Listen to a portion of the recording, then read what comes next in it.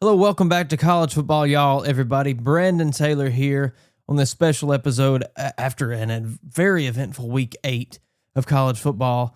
Maybe the best week so far. We'll get into all of that stuff later on in the next episode. But for this special episode here, we're going to talk about this.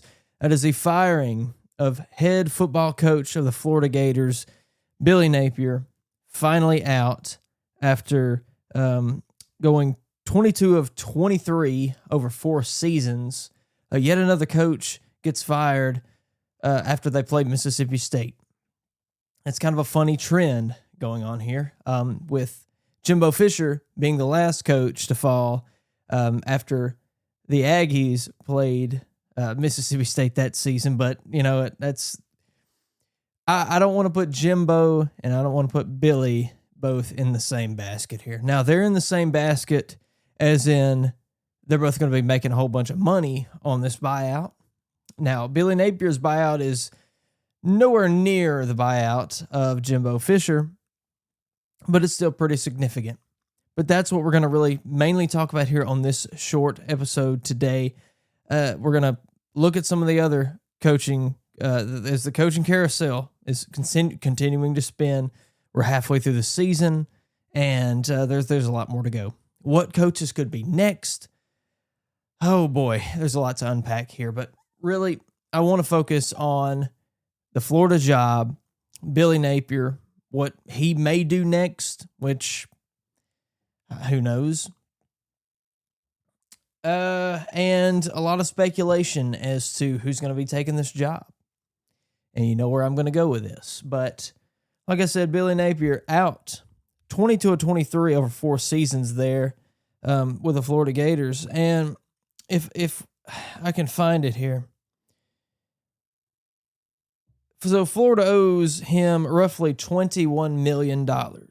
So half of the buyout is due within 30 days. So they're going to have to really get on the ball with that and get that taken care of. They don't want any problems, right? That's partly why a good agent like Jimmy Sexton gets his hand in the cookie jar, because his pockets get lined just as much as these coaches do. That's why you see a lot of these clauses in these contracts, a lot of these buyouts. And it's something that probably, I don't know when the buyout thing really started kicking off to the level it is now, but I feel like if you go back 10, 20 years, maybe 30, obviously coaches were not getting paid 20, 30 years ago what they're getting paid now, but there certainly was probably not anything near what we, have with the buyouts. And it is silly, yes.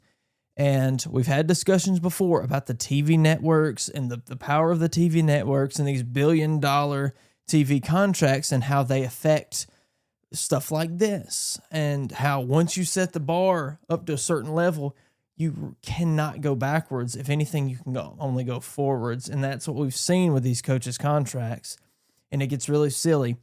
It was stupid what Texas A&M did with Jimbo Fisher, giving him a contract extension, early in the season, before the season, whenever that was, and during the summer, and shooting yourself in the foot just to, not that far into the future, fire the guy, and then you're forced to fork out this $70+ million buyout. And yeah, I understand. Texas is not like all the other states. They've got the quote unquote oil money that other places in the country may not have, or may not have as abundant, resources and things like that, and a lot of boosters that are very rich, very wealthy. And it's obvious that a team like Texas A&M is not very good with their money, because that season that they fired Jimbo, was that not the season where they had like the number one recruiting class, the most expensive NIL class, the most expensive recruiting class in the history of college football? And they were terrible. So money is not always the answer to these things. And it's especially with the players getting paid. You've got coaches making tens of millions of dollars per year. You've got assistants making multiple millions per year. And it's one of these things where, look, if it's sustainable and it's going to happen. And we'll get to Lane Kiffin. We'll get to Ole Miss in a minute because that's going to be a topic that's going to be swirling around for the next several weeks, regardless of what happens with Ole Miss.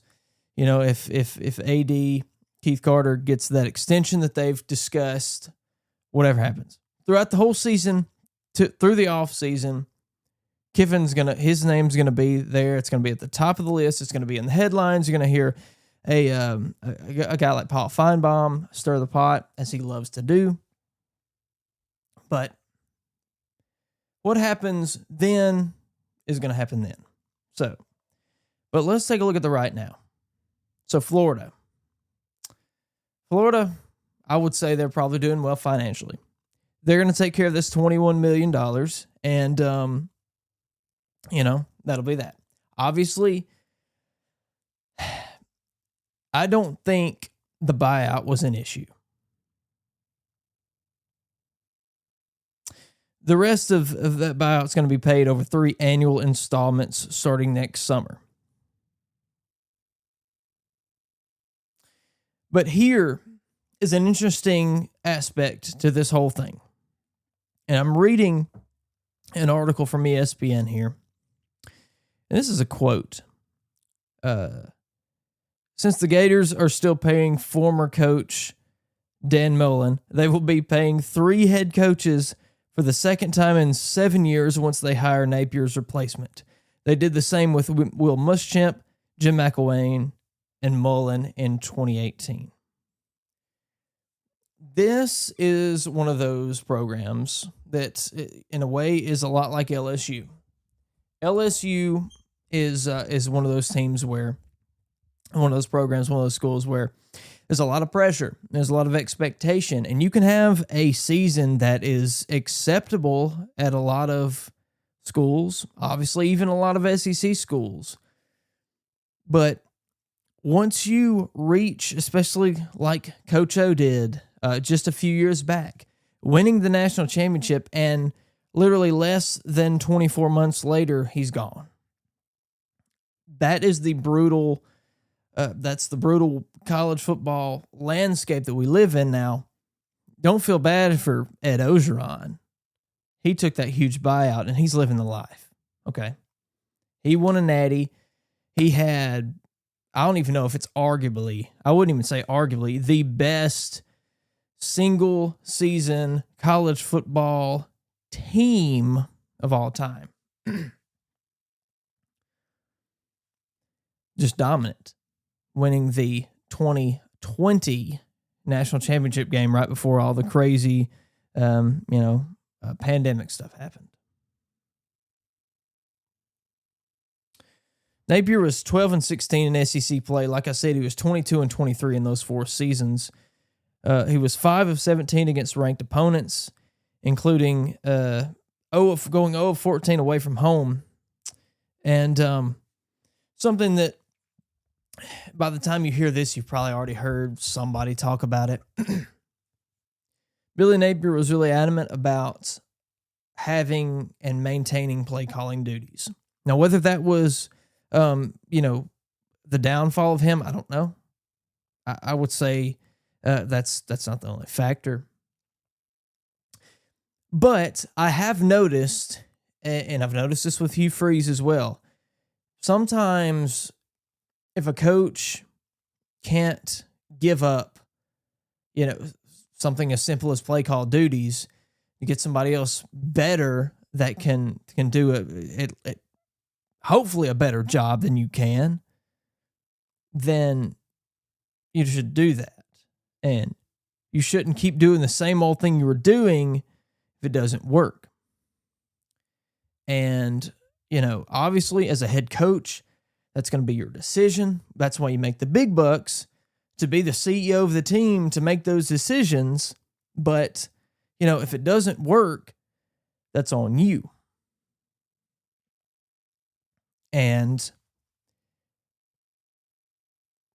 that's just one little piece of the problem, though, with Billy Napier. And Billy Napier, a really great guy. You'll hear this from a lot of people. Myself, same thing here. Billy Napier, great guy. I have nothing against the guy whatsoever. I've kind of enjoyed picking at him at times over the past couple of years. I've had a lot of fun, whatever content that I was making. If we're discussing Billy Napier, if we're discussing the Florida Gators, I like to kind of pick at him and pick at his program a little bit. I did not believe he was going to get fired last year. And there's more of a dynamic. See, Scott Strickland is kind of in a tough spot. And when you're an AD, especially at the Power 4 level, at the SEC level, you've got a lot of weight on your shoulders, especially with football. Obviously, you're the one that's going to be hiring the coaches. Your big money making sports, football, basketball, and then going down from there, you've got baseball, and you've got it just goes on down from there. The women's sports, women's basketball, softball, all the way down. It's your job as the AD to essentially hire the head coach. And if you keep hiring coaches and you keep spending money, hard,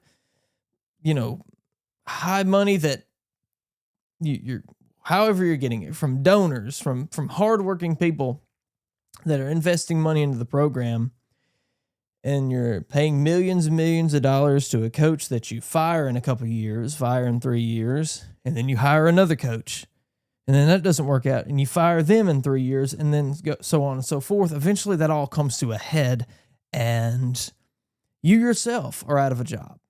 We've seen it before. Complete athletic departments, just, the house is cleaned.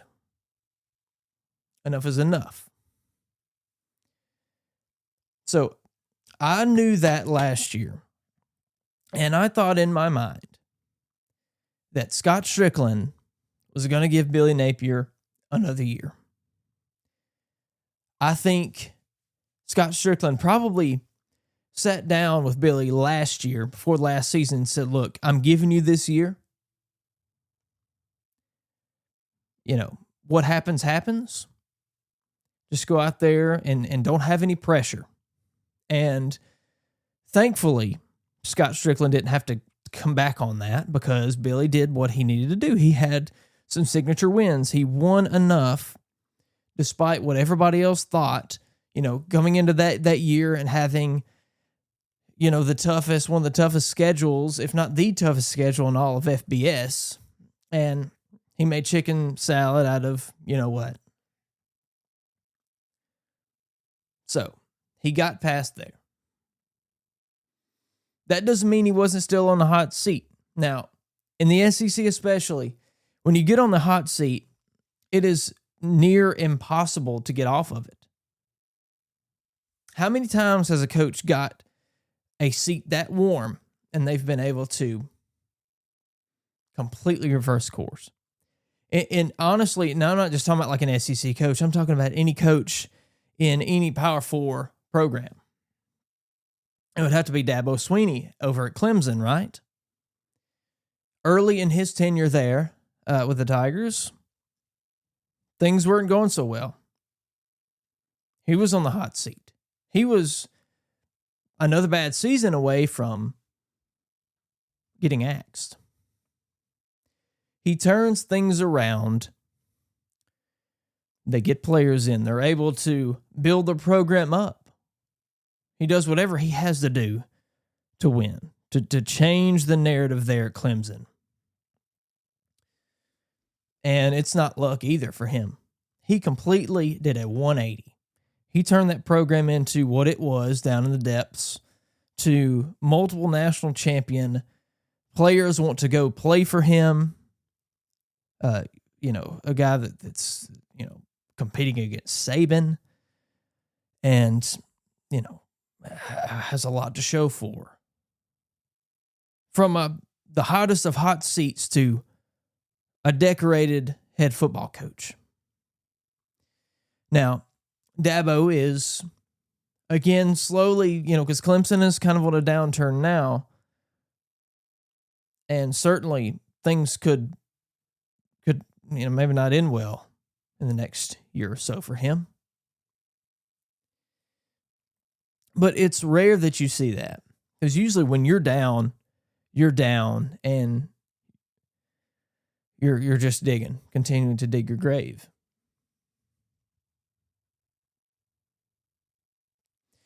For Billy, I knew it wasn't last year, but I knew probably going to be this year. Just because you had the toughest schedule in FBS last season, you're going to have the same schedule this year, except maybe it's a little bit better, maybe it's a little bit worse because some of the matchups are going to be flipped home and away. And I would argue that it's as hard or harder. But, it's always funny because Billy Napier is one of those coaches that he can coach the heck out of a game when he is like, I like to think of Billy Napier being on the pirate ship and he's walking the plank. And it's that moment that he's walking the plank. He's on the plank. He is 6 feet away from the edge, 6 feet away from the end, and he coaches the game of his life and somehow manages to stay aboard. Now, they won the game against Mississippi State. But the thing is, the result was inevitable. And whether it was the right time or not is subjective. Honestly, it's subjective. Does it matter? That loss against South Florida was really, I would say nail in the coffin earlier in the year. They lose that game by 2 points. They lose to LSU, an LSU team that was ranked number 3 in the country at that time. And then you lose to number 4 Miami 26-7. Both of those games away. So that's tough. But the South Florida game really, you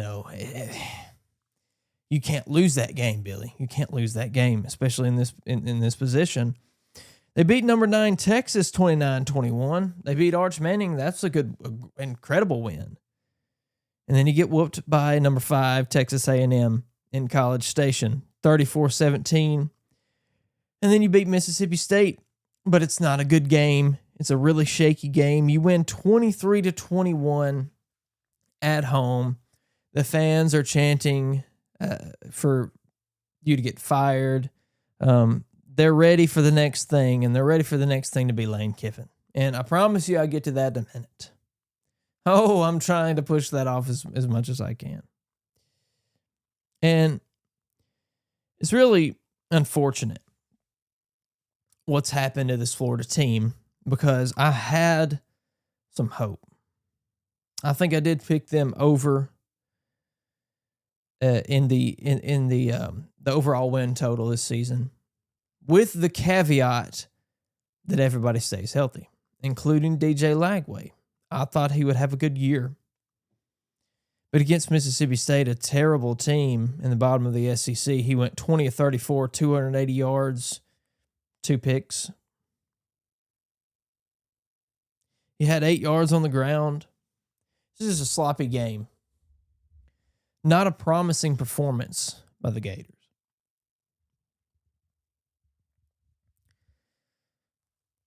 But I was wrong. I was completely wrong. I had too much faith in Billy Napier. I had too much faith in this Florida Gators team. Now, what could Billy have done differently? Is it getting a better coaches to surround him?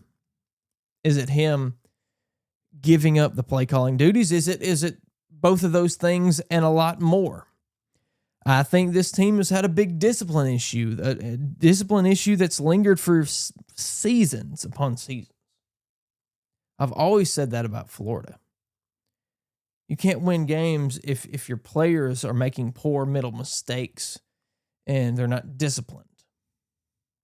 That's not how you win. That's not how you keep your job. That's not how these tight SEC games you come across as the victor.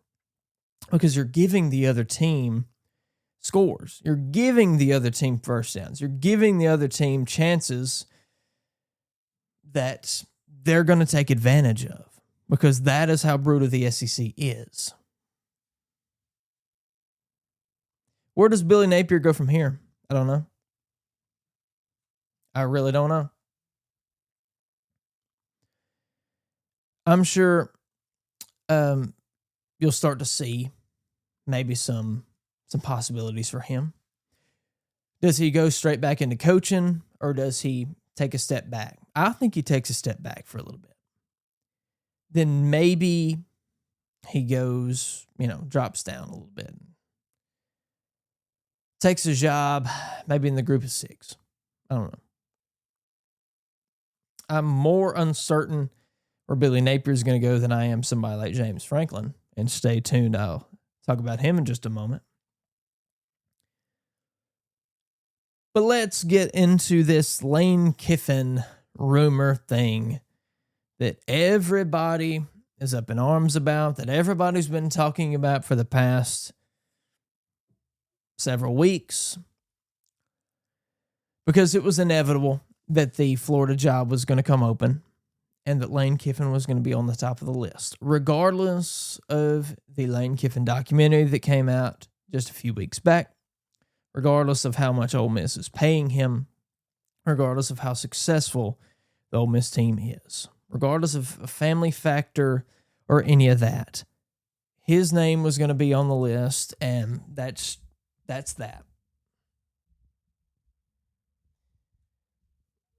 And when you coach good and when you're successful, that's how it is. And for a school like Ole Miss, that's been the thing before. Now, if you look back over the past 20, 30 years, usually coaches get fired. That's how they leave Ole Miss. Tommy Tuberville, one of those, for example, very controversial figure, both then, at that time, and now, depending on what side you're on. He left Ole Miss to go to Auburn. But really, that's the notable one. I think, if I'm not mistaken, everyone else has been fired, forced to resign. But Lane Kiffin has been extremely successful. He pulled that program out of the depths, and he's maintained that. And they've been contenders, and now in a down year, they still have the chance to go to the college football playoff. They did some great work in the first half of the season that allows them to lose to Georgia and still have a chance. And in the way the 12-team playoff is, laid out, and the fact that you're a big SEC school, you got tough competition, your strength of schedule, all those things, all those factors come into play. You go 10-2, you make it to the playoff. So, because of the work that you did in an off year with a backup quarterback from Division II Ferris State, the fact that Lane Kiffin reached down into the bucket of Division II football and plucked Trinidad Chambliss out of that and turned out to be a star. He is a quarterback guru. Lane Kiffin is somebody that Hugh Freeze wishes he could be. The Peyton Thorne experiment didn't work. He brings in Jackson Arnold. That's not working. Lane Kiffin pulls a guy out of freaking Division II college football, and he's an absolute stud. Yeah, he's shaky. He's not perfect. but he's beaten at least some quality SEC, competition. He performed extremely well against Georgia. Yeah, it was not perfect. No, it was not. But a heck of a performance from a guy that is going from not Group of 5, not Group of 6, not FCS, Division 2. I don't know how many times I have to tell you that. How much lower Division 2 is from Division 1, SEC, high-level college football. Lane Kiffin is a great candidate for anybody. But Lane Kiffin is not going to go just anywhere. And if you look at the history of Lane Kiffin, where he's been, where he is now, his dynamics, and, how his demeanor, his mindset, trying to get into the mind of Lane Kiffin, that's a tough thing to do. We learned a lot. Those of you that didn't already know him, I know him quite well, not personally, but I know his tendencies more than maybe a lot of you that don't follow him closely. I remember when that Auburn job came up back in 2022. I remember when that whole debacle came about. And I knew at that time, he's going into his third year, right? Or in his third year there at Ole Miss. He had a pretty good year in 2021. And then 2022 comes about. So he's still really young in his tenure at Ole Miss. And this is a guy that hasn't been in a program more than, 4.5 years as a head coach. He has an opportunity to take a bigger job. I don't know at that time if that Auburn job was better than the Ole Miss job. I would think now, looking back at it, maybe that wasn't a better job. I don't think it was. And I argued that. Because I knew that Ole Miss will give you everything. Yeah, you may not have the resources that you exactly have at Auburn. You may not have, you don't have the big, humongous stadium. You don't have certain things, some stuff more sentimental, some stuff more material things, but you can win. You have a lot more freedom at Ole Miss. The fan base will allow more. The fan base will allow you to, on the bye week or during the summer or during the spring or whenever to, fly to Florida and, get on your boat and go out, fishing in the ocean and things like that.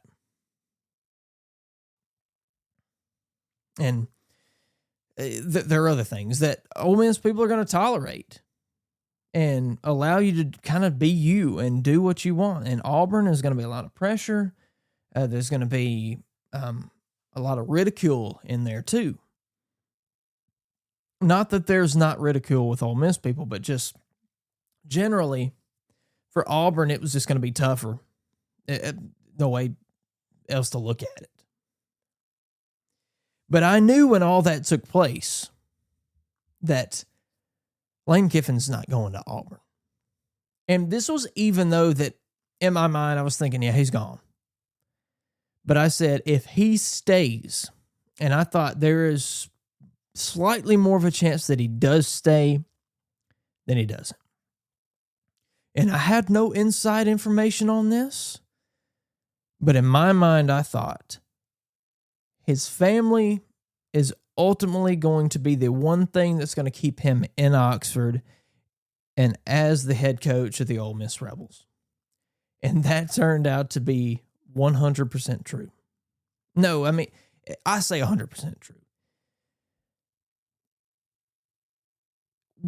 If it hadn't have been for his family, would he have still taken the Auburn job? Pretty good chance of it. I'm not going to say 100%. I'm going to say that the family factor was the ultimate thing that, tilted the pendulum in the right direction, when you're weighing Auburn job, staying, I do think that the family aspect is what, ultimately finalized his decision, and his decision to say no, his decision to stay in Oxford. Of course, Auburn people, will go to the mat telling you that Auburn said no to Lane Kiffin. No. Lane Kiffin said no. And it was the family aspect. And I believe that from day one. Now, he's the quickest to 50 wins in Ole Miss history. He's got a bright future ahead of him. He is very Saban-like, I think. Saban, Kirby, they all have, like a lot of Saban disciples, I like to call them. A lot of them have similar demeanors and similar ways that they carry themselves, how they coach, the way they approach things. But Kirby and Lane are two of them that are really, just really a lot like him.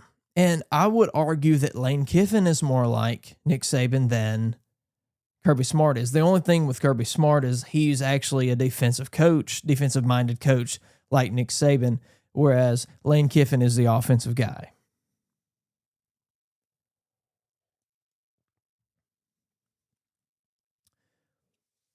But we come to this Florida job here, and Kiffin loves Florida. I still believe he does have a house down there in Boca Raton. Loves the ocean. I don't think that's a selling point to him, because he can get on the private jet there in Oxford, the Oxford University Airport, and be down there in, an hour and a half. And he can be on his boat probably in 2 hours from the time he gets on the plane in Oxford to the time he touches down and gets to where he needs to go. 2 to 3 hours. He can be down there and be on the water. So don't sit here and tell me that that's a selling point. He didn't take the Miami job when it was up there. He was a candidate. Yeah, he listened. He probably took a phone call. Didn't take that job. What if he would have took that job? That would have been quite interesting.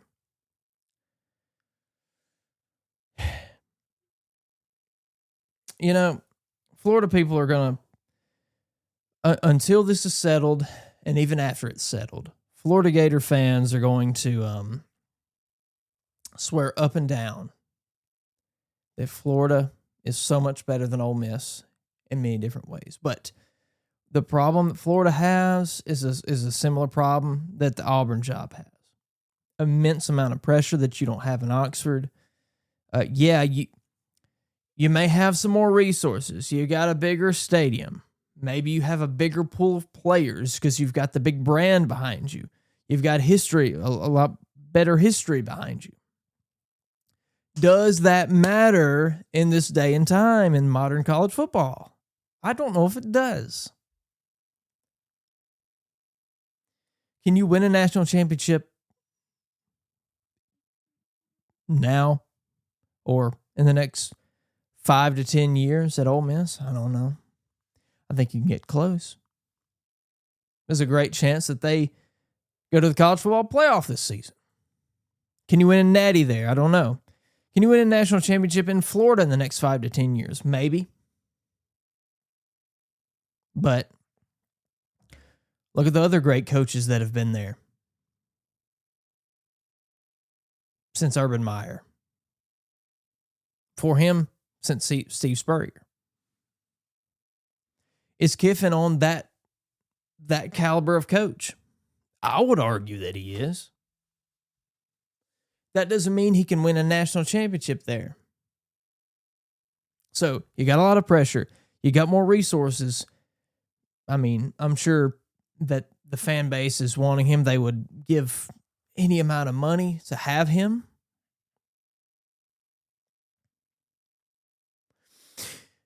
We come around to that other aspect that I mentioned earlier, though, with Scott Strickland. The only thing that's saving Scott Strickland now is this fiasco with Florida's president. They're on like an interim president, right? So there's a weird dynamic in the upper administration in the University of Florida. And there could be some other developments to happen. But does Scott Strickland actually get to hire the next coach? I don't know.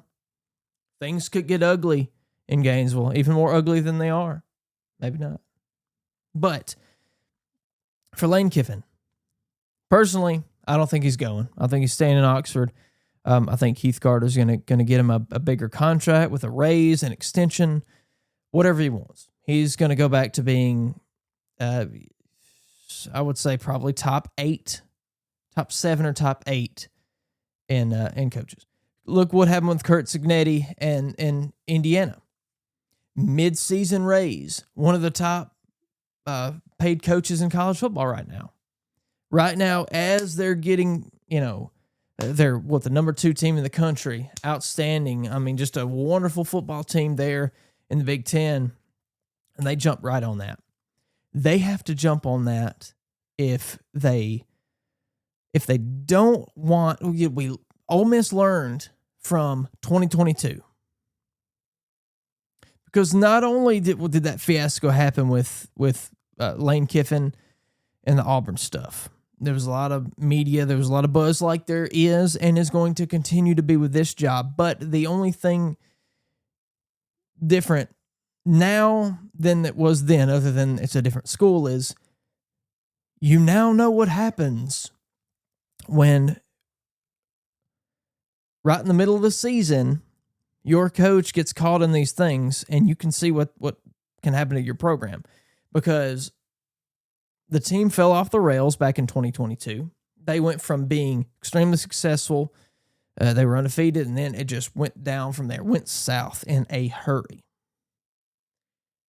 And you have to equate it to what happened with the coaching carousel there and Lane Kiffin and all that stuff. Either him not being focused, uncertainty in the coaching staff, uncertainty with just the players, because they're on social media. They see all this garbage, and they're wondering just like you and I are. So if they know what's good for them, they're in an incredible position right now. And if they want any chance to go to the playoff, and I'm not even saying just going to the playoff, that is the deal. You can lose in the first round of the playoff. Going to the playoff is that milestone that's going to stick with you. Do not, Keith Carter, do not. I know a lot of Florida fans, you're going to be really pissed off at me. I am just being honest, okay? The Florida's a great job, and it'd be a great job for somebody. It'd be a great job for somebody that may have got fired up in the northeastern United States. But Kiffin, I don't see it. I don't see it. I'm sorry, Florida Gators fans, but I don't see it happening. And it's going to be all right. Y'all will hire somebody else that's going to do you some justice, maybe, hopefully. Maybe Scott Strickland gets axed as well, and you get a pretty decent, competent athletic director in there that's going to hire the right guy. But I just don't think that Lane Kiffin is the answer for Florida. Not that he wouldn't win. Not that he might not win the national championship there. Not going to happen. I will say, though, I do think in 2022, if instead of Auburn, if it was Florida, I think he would have talked his kids into allowing that. And maybe they would have preferred to go to Gainesville than to go to Auburn, Alabama. If that job was open then, I think there's a good chance he could have taken it, but he did. Now Kiffin, I'm not saying he's going to be at Ole Miss for forever. When that day comes, though, I think Pete Golding steps in. I think Pete Golding is probably a plug and play for the head coaching position at Ole Miss when that does happen. Whenever that happens. I just don't see it happening now. But I've talked about this for 41 minutes. About 41 minutes. And, you know, there's going to be a lot of talk over the next few weeks. Like you're going to hear all kinds of stuff. But I don't have Lane Kiffin going to Florida. And I will be absolutely shocked if that happens. But if it does happen, I'll go on here and we'll talk about it. Now, James Franklin, one of many coaches that have also been fired here recently that I haven't had a chance to talk about. I said in previous weeks, prior to his firing, that he was going to find himself back into the SEC. Well, spots are opening left and right. You've got Arkansas open. Sam Pittman gone. Billy Napier, Florida, gone. Other ones that are on the chopping block. Is it Hugh Freeze at Auburn? I think some coaches have given themselves a little bit more of a chance. You know, I think Oklahoma's good. I would say Tennessee, Kentucky, Mark Stoops. Could he possibly be out? But would that be a good landing spot for James Franklin? I don't know. Obviously, Clark Lee at Vanderbilt's not going to happen because they are doing phenomenally well, and Clark Lee deserves all that credit. Yeah, I know it's on the back. A lot of that is to do with Diego Pavia, but Clark Lee, man, Coach of the Year candidate, Clark Lee. Who else? I think James Franklin's going to end up back in the SEC. Is Florida a good fit for him? Is Arkansas a good fit for him? Could he go to Kentucky? Beamer's not going to be out anytime soon. Drinkwitz is not going to be out this season. Both of them guys are still pretty good. I don't know. But be on the lookout. Do not be surprised when James Franklin ends up in the SEC now. He's a competitive guy, but he may end up taking a year off, going to ESPN. I know you all probably saw that that interview that he had with the guys on College Game Day this past Saturday. I called it a puff piece, a college football game day James Franklin puff piece, but to each his own. He may get into broadcasting a little bit. You may see him on ESPN for a season until he gets a job, but honestly, if a good SEC job comes up, I think he's taking it. I think he's going to find himself back in the SEC. That's something that I have, for the past 3 weeks. Before that, I going into this season, I had no clue. Like, I wouldn't have even put him maybe at a mild seat, but probably cold as ice, because I thought they were going to be a lot better. If you remember, I had them going to the playoff. I had them... I had Penn State going deep into the playoff. Didn't happen. I was wrong. James Franklin's out. So, I don't know. I guess I cursed the team, but that wouldn't surprise me. But there's going to be a lot of development, so we're going to talk about it. Every little thing that comes up, we're going to talk about and say how I feel. And we're going to continue to monitor this because this is just the tip of the iceberg. There's going to be more hammers to fall as the college football season continues on. Some more good matchups this week. We had a lot of great matchups this past Saturday. Every SEC team was in play, and I think it's very rare that happens, that every SEC team is playing, every game is conference play, essentially. Some good matchups, some really good matchups. We'll talk about those. Break those down as we look ahead to next week. Got a lot to talk about. So stay tuned. Be on the lookout for those episodes. But for this special episode of college football, y'all, that's went 45 minutes. My name's Brendan Taylor. Long-winded Brendan Taylor. We'll see you in the next one. Peace.